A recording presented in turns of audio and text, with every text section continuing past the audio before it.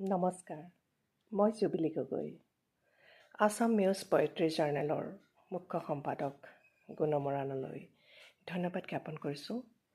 এটি স্বৰচিত কবিতা পাঠ কৰিছোঁ। শূন্য। মানুহ নাইও, 100 কোটি এটা সংখ্যা মাত্ৰ। মোৰ আগে পিছে সোঁৱে বাওঁৱে এক বিৰাট শূন্য। শূন্যতাত নজ্বলে চাকি, আন্ধাৰ পৃথিৱী, ভগ্ন যৌন, জোনাকৰ পিয়াহত আতুৰ অসহায় আকাশ। মানুহ নথকা দেশত পৰি থাকে মাথোন খণ্ডিত দেহৰ জটিল ভগ্নাংশ।